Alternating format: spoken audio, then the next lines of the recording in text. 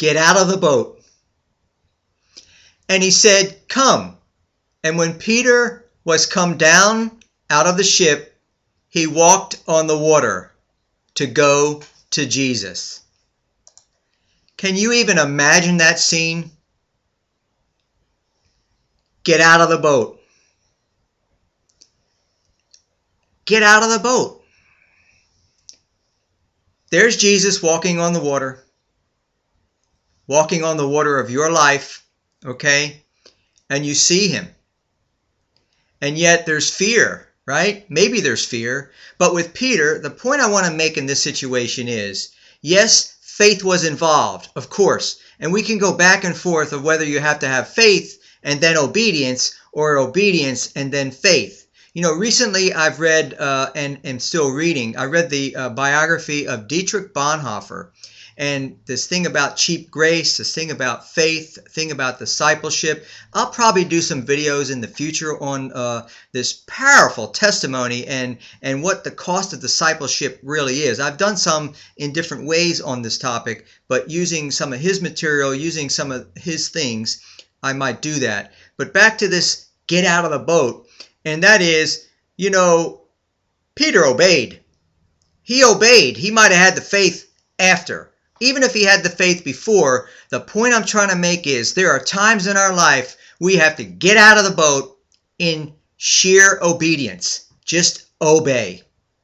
Obey when it doesn't look good. Obey when God beckons us. He calls us. He calls us to get out of that boat in our life, that safety zone.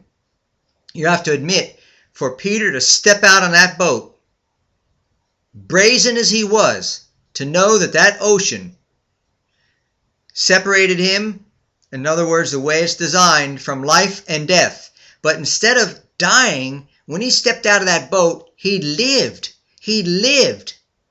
And we know the rest of the story, how he sunk and how the Lord talks about the faith. He obeyed first, though, and then we know he got nervous. He looked at the waves and he started to get into his humanity again. But while he was locked on the Lord, while we are locked on the Lord, what's going on in your life today? Are you in a boat? Are you in the boat of your life where you know you need change, where you know you could step it up in terms of the discipline and the obedience that you need to do with you and the Lord? Is that where you're at today? Get out of the boat. Get out of the boat in obedience. What is the boat? The boat could be anything that contains you, constrains you, holds you back. And, you know, we can talk, we can analyze, we can pontificate, we can get scholarly and academic, and these things are good. We are supposed to read the Word and dissect and understand and pray for God's guidance and His revelation. And there's times we have to obey. Simply obey. And Peter obeyed. Get out of the boat. What is the boat of your life right now? Are you at a juncture, at a point where, you do see the Lord. You have a relationship with Him. And you know you could have more of Him. You could go. You can be more in the Spirit. You could flow more in the love and the power of God. Get out of the boat. I'll do another video soon on fear and how fear is the enemy of obedience. Maybe that's holding you back today. That's keeping you in your boat. You know, that boat wasn't safe anyway. It was an illusion in the sense of Jesus was in the boat. We know it was safe when He was there asleep. But when He was not in that boat and those guys were on that sea, they could have went down. These are experienced fishermen here. Get out of the boat. Whatever that situation is in your life where you're in there and you see Jesus because you have a relationship with Him, obey. And you know, when I say these things to you, I'm certainly saying them to myself too, because we all could be lifted up and go higher and stronger and steadier and firmer in the Lord. And that is why I do these devotions, these videos. I do them to encourage you. I do them to lift you up. I do them, and I want you to test the spirits. Go to the scriptures. See what I'm talking about here, about what happened with Peter there. And so, as we look at this a little further, in 14:28, this is the verse before, and Peter answered and said, Lord, if it be thou, bid me come unto thee on the water. So, That's obedience and faith at the same time, but it was obedience that got him out of the ship. He did it.